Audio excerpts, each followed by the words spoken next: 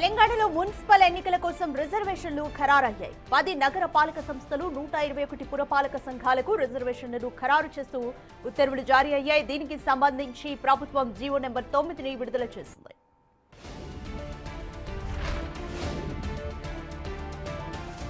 ఈసారి రిజర్వేషన్ల ప్రక్రియలో 2024 కుల గణన సర్వే గణాంకాలను ప్రాతిపదికగా తీసుకున్నారు. మొత్తం రిజర్వేషన్ల పరిమితి ఏ పరిస్థితుల్లోనూ 50% మించరాదని పురపాలక శాఖ స్పష్టం చేసింది.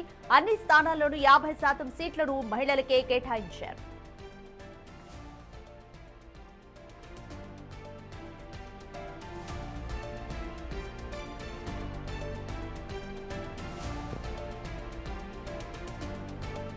రాష్ట్ర వ్యాప్తంగా ఉన్న 10 కార్పొరేషన్లలో మేయర్ పదవులను ఎస్సీ 1, ఎస్టీ 1, బీసీ 3, జనరల్ మహిళ 4, జనరల్ 1గా కేటాయించారు. అలాగే 121 మున్సిపాలిటీల్లో చైర్పర్సన్ పదవుల విషయానికి ఉందాం. ఎస్టీలకు 5, ఎస్సీలకు 17, బీసీలకు 38, జనరల్ మహిళలకు 31, జనరల్ కేటగిరీకి 30 స్థానాలను కేటాయించారు.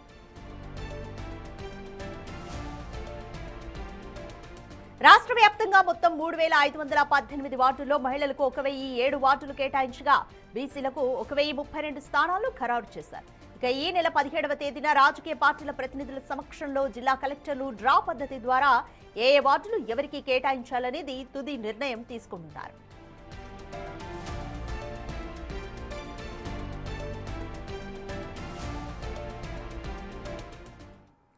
రైట్, ఇదే అంశంపై మోర్ డీటెయిల్స్ మా అసోసియేట్ ఇన్పుట్ ఎడిటర్ నగేష్ అందిస్తారు. రైట్ నగేష్, తెలంగాణలో మున్సిపల్ ఎన్నికలకు సంబంధించి రిజర్వేషన్లు అయితే ఖరారు చేశారు. Complete details.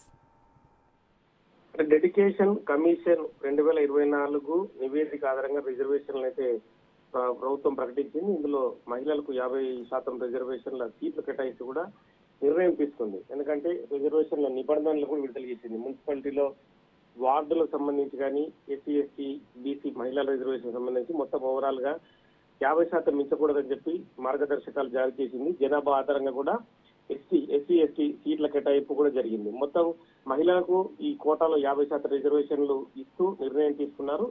ఈ రిజర్వేషన్ అనేది లాటరీ విధానంలో తదుపరి అధికారులు ఖరారు చేయనున్నారు.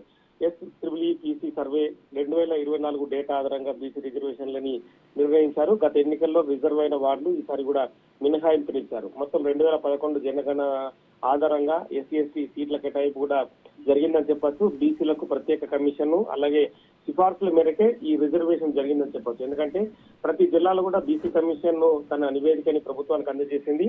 దాని ప్రకారమే సీట్ల కేటాయింపు జరగాలని చెప్పి అప్పుడు ప్రభుత్వం ఇచ్చిన వ్యవహారాల ఆధారంగానే బీసీ కమిషన్ పనిచేసిందని చెప్పొచ్చు. మహిళలకు జనరల్ టికెట్లు 2019 టీఎం చట్టం ప్రకారం సీట్ల కేటాయింపు ఇందులో జరుగుతుందని చెప్పొచ్చు. మొత్తం 121 మున్సిపాలిటీలకు సంబంధించిన వివరాలన్నింటినీ కూడా నిన్న సాయంత్రమే ప్రకటించారు. ప్రతి మున్సిపాలిటీలో మొత్తం వార్డుల సంఖ్యను కూడా ఖరారు చేశారు. ఎస్సీ, ఎస్టీ, బీసీ మహిళ అన్రిజర్వ్ సీట్ల స్పష్టమైన విభజన కూడా జరిగిందని చెప్పొచ్చు. ఒక గ్రేటర్ హైదరాబాద్ కాకుండా మిగతా తెలంగాణ వ్యాప్తంగా అన్ని మున్సిపాలిటీలకు ఇది వర్తిస్తుందని చెప్పి ప్రభుత్వం ఉత్తర్వుల్లో పేర్కొంది. జిల్లా వారికి కూడా రిజర్వేషన్లు పట్టికలు విడుదల చేస్తూ ఆ జిల్లా కలెక్టర్లకు అందరికి కూడా పంపడం జరిగింది. ఎన్నికల నిర్వహణకు మార్గదర్శకంగా కూడా ప్రభుత్వం ఉత్తర్వులని జారీ చేసిందని చెప్పొచ్చు. చైర్పర్సన్ పదవుల్లో బీసీలకు 38 స్థానాలు అత్యధికంగా కేటాయింపు జరిగితే ఎస్సీలకు 17, ఎస్టీలకు 5 చైర్పర్సన్ పదవులని కేటాయించారు. మహిళలకు 31 చైర్పర్సన్ స్థానాలని రిజర్వ్ చేస్తూ అందులో ఉత్తర్వుల్లో పేర్కొన్నారు. అన్రిజర్వ్డ్ గా ఉన్న 30 మున్సిపాలిటీలను అంటే ఇందులో జనరల్ అభ్యర్థులందరూ కూడా పోటీ పడే అవకాశం కనిపిస్తుంది. అందులో అన్రిజర్వ్డ్ 30 స్థానాలు వాళ్ళు కేటాయించారు. 10 కార్పొరేషన్లలో మేయర్ పదవుల రిజర్వేషన్ కూడా ఇందులో విడుదల చేశారు. మేయర్ పదవుల్లో ఎస్సీ, ఎస్టీలకు కూడా వాళ్ళకి స్థానం కల్పిస్తూ నిర్ణయం తీసుకున్నారు ఒక్కొక్క స్థానాన్ని. బీసీలకు కూడా 3 మేయర్ పదవులు ఇస్తూ కూడా ఇందులో ఉత్తర్వుల్లో పేర్కొన్నారు. మహిళలకు 4 మేయర్ పదవులు ఇస్తూ రిజర్వ్ చేసిన పరిస్థితి.